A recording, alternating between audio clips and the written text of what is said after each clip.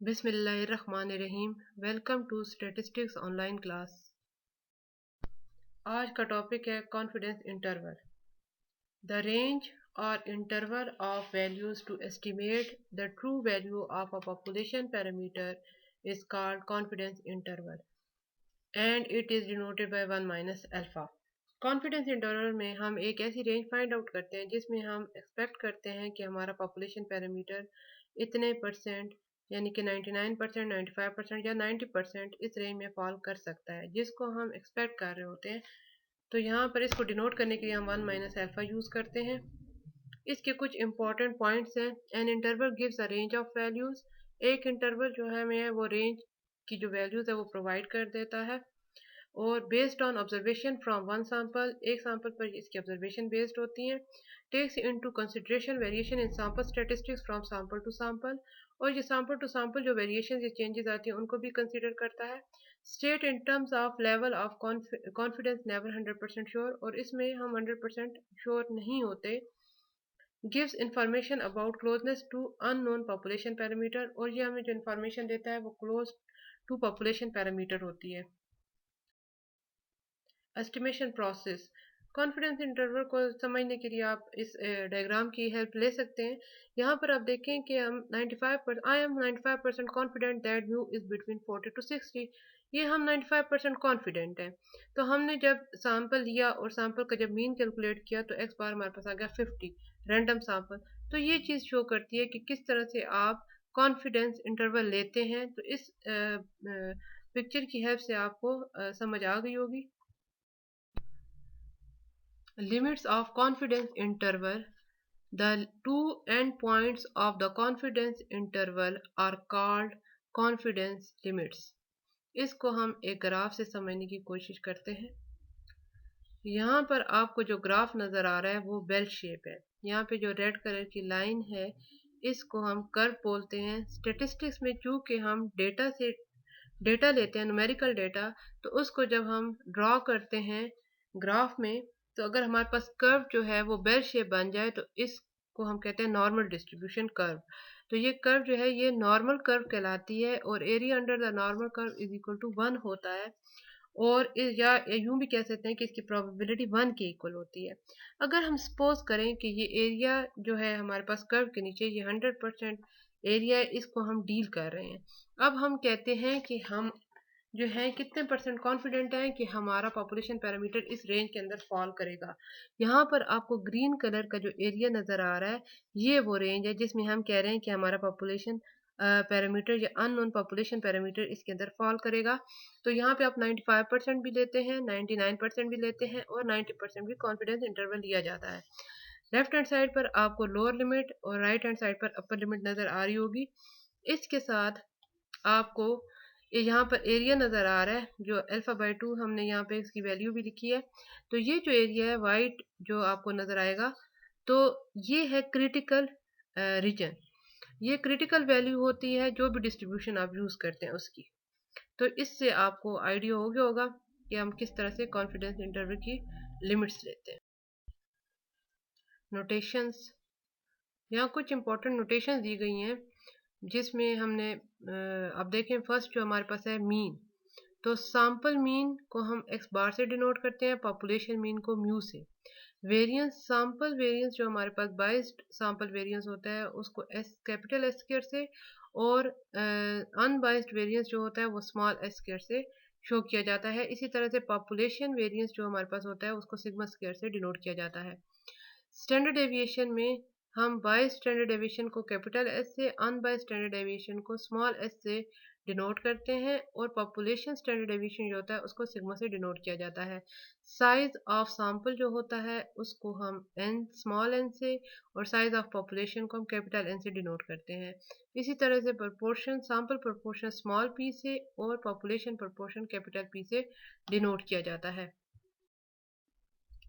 Confidence interval estimate for population mean को समझने के लिए हम फ्लो चार्ट की हेल्प लेते हैं। नॉर्मल पॉपुलेशन गिवन होता है, और उसके साथ हमें ये देखना होता है कि उसमें हमारे पास सिग्मा नोन है या सिग्मा अननोन है। अगर सिग्मा नोन हो तो जेड डिस्ट्रीब्यूशन अप्लाई किया जाता है, जिसका फार्मूला बनता है हमारे पास x bar plus minus z alpha by two sigma divide by n square root.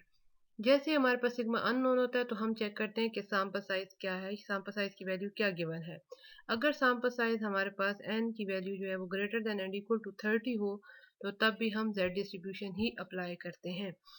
और उसमें जो हमारे पास लिमिट्स का फार्मूला बनता है वो है x bar plus minus z alpha by two capital s divide by n square root. First सिर्फ सिग्मा की जगह एस आ जाता है और एस जो है कैपिटल एस वो हमारे पास सैंपल अनबाइस्ड वेरिएंस होता है।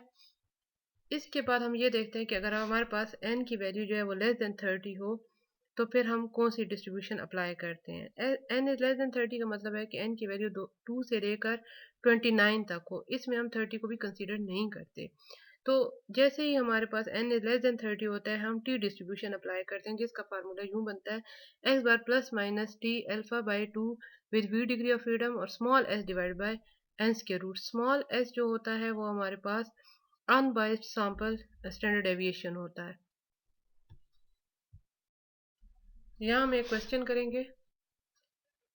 An electrical firm manufactures light bulbs that have a length of life with mean and a standard deviation of 40 hours. If a random sample of 100 bulbs has an average life of 780 hours, find a 95% confidence interval for the population mean of all bulbs produced by this firm।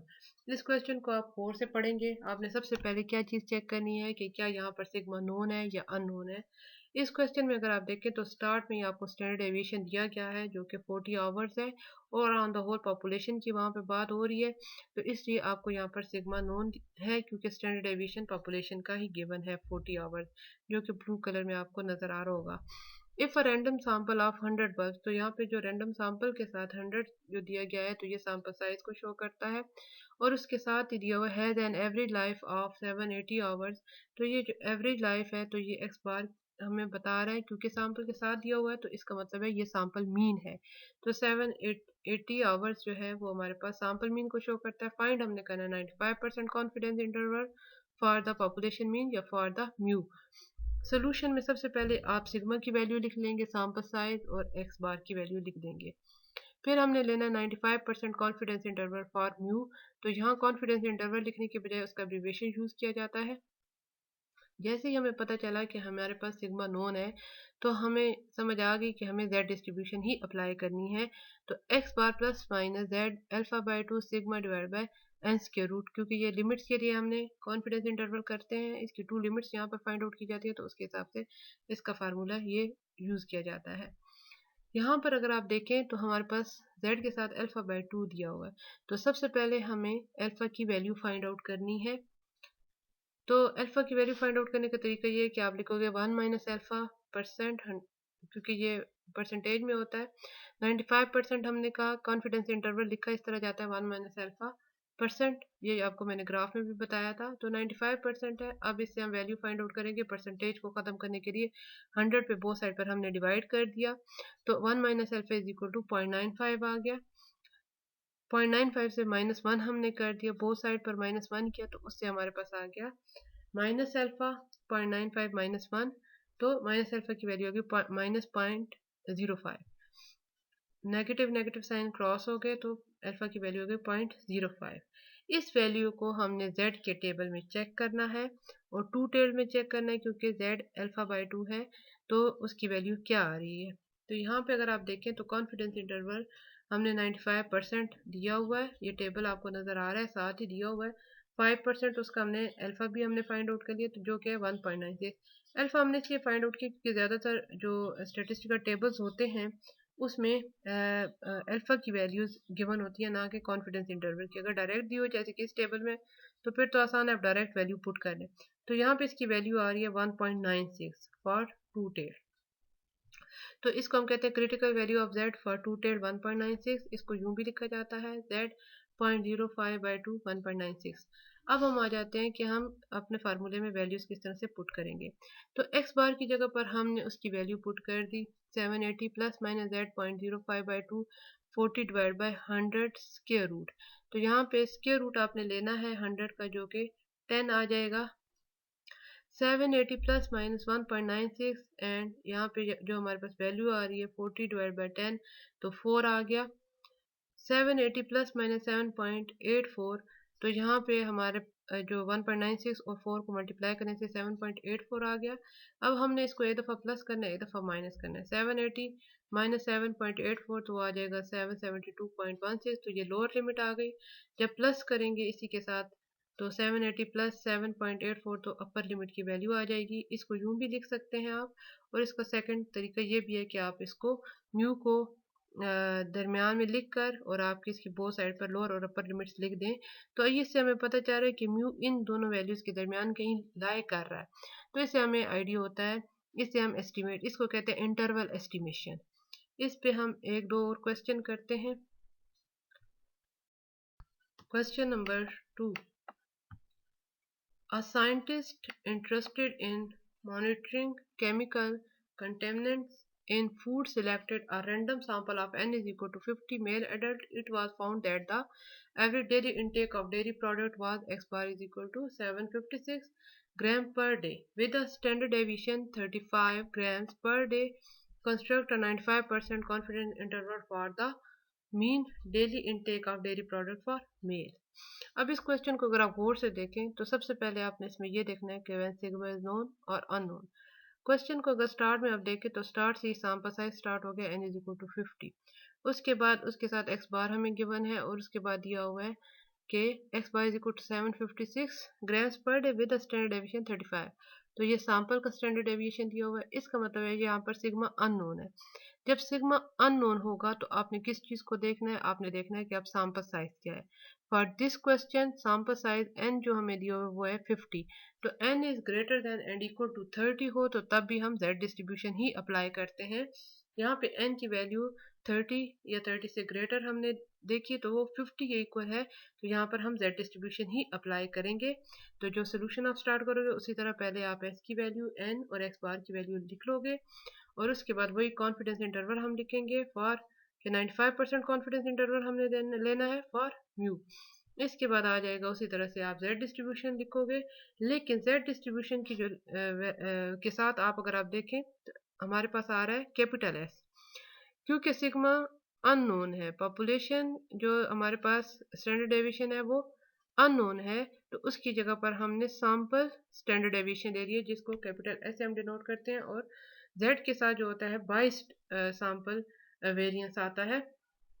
तो अब हम इसके लिए भी उसी तरह से सबसे पहले अल्फा की वैल्यू फाइंड आउट करेंगे जो ऑलरेडी मैं आपको सिखा चुकी हूँ कि किस तरह से की जाती है, और इसके भी हम चेक कर लेंगे कि हमारे पास ये टेबल में कौन सी वैल्यू आ रही है। तो क्रिटिकल वैल्यू 1.96 आ रही है प्रीवियस क्वेश्चन की तरह। तो इसमें हमने उसी तरह वैल्यूज पुट कर दी 756 plus minus z.05 by 2 and 35 divide by 50 square root. जब हमने इसको सॉल्व किया तो हमारे पास आ गया 1.96 इसकी वैल्यू हमने पुट कर दी और 4.949 इसको कैलकुलेट करने के बाद हमारे पास वैल्यू आ गई। कैलकुलेट किया इन दोनों को 1.96 और 4.949 को तो 9.70 हो गया। अब हमने इसको एक दफ़ा प्लस करना है और एक दफ़ा माइनस माइनस करेंगे तो लोअर लिमिट आ जाएगी और प्लस करेंगे तो अपर लिमिट आ जाएगी। इसके अलावा आप इसको म्यू को मिड में लिख कर भी आप अपर और लोअर लिमिट ले सकते हैं। तो इस तरह से आप इस क्वेश्चन को सॉल्व कर सकते हैं। Question number 3, find 99% confidence interval for population mean when a random sample selected from the population gives the values 7, 6, 8, 5, 9, 4, 7, 7, 6.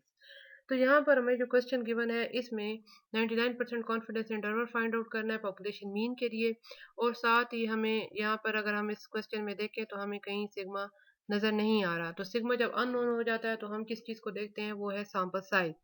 For this के सैंपल साइज अलग से नहीं दिया गया लेकिन सैंपल हमें गिवन है, ये 7, 6, 8 ये सैंपल की वैल्यूज़ है। अगर आप इनको काउंट करें तो ये 10 वैल्यूज़ हैं। इससे हमें पता चलता है कि सैंपल साइज जो है वो लेस देन 30 है। तो जब सैंपल साइज लेस देन 30 होता है तो हम टी डिस्ट्रीब्यूशन अप्लाई करते हैं। फॉर दिस केस ना हमें मीन की वैल्यू कैलकुलेट करके दी गई है और ना वेरिएंस की, तो यहाँ पे हमें सैंपल मीन भी कैलकुलेट करना है और सैंपल अनबाइस्ड वेरिएंस भी कैलकुलेट करना है। तो सबसे पहले हम वो सॉल्व करते हैं। यहाँ पर अगर आप देखें तो हमने मीन कैलकुलेट किया x bar summation x divide by n करके। तो इसी तरह वेरिएंस भी हमने कैलकुलेट किया और हमारे पास ये वैल्यूज आ गई हैं। मीन की वैल्यू है 6.5 और स्टैंडर्ड डेविएशन 1.4337। आप मीन और वेरिएंस के का मेथड अगर चेक करना चाहते हो तो आप मेरी दूसरी वीडियो में देख सकते हैं। इसके सोल्यूशन में उसी तरह से हम unbiased sample variance standard deviation की वैल्यू लिखेंगे, सैंपल साइज और सैंपल मीन की वैल्यू लिखेंगे और उसके बाद लिखेंगे कॉन्फिडेंस इंटरवल जितना हमने लेना है 99% कॉन्फिडेंस इंटरवल फॉर म्यू। और उसके बाद क्योंकि हमारे पास यहाँ पर सैंपल साइज जो है वो लेस देन 30 है तो हम टी डिस्ट्रीब्यूशन अप्लाई करेंगे और टी डिस्ट्रीब्यूशन में भी डिग्री ऑफ फ्रीडम भी होता है। और उसको फाइंड आउट करने के लिए हम सबसे पहले उसका फार्मूला लगाएंगे v is equal to n-1। तो v की वैल्यू हमारे पास 10-1 तो v की वैल्यू आ गई 9। इसके बाद हम सबसे पहले फाइंड करेंगे अल्फा की वैल्यू, वही मेथड है अल्फा फाइंड आउट करने का। तो फॉर दिस केस अल्फा की वैल्यू आ गई 0.001। अब इसको हम फार्मूले में अप्लाई कर देंगे।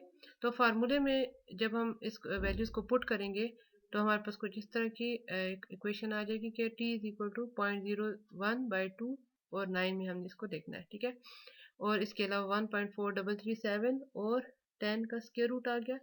इसको हमने कैलकुलेट किया।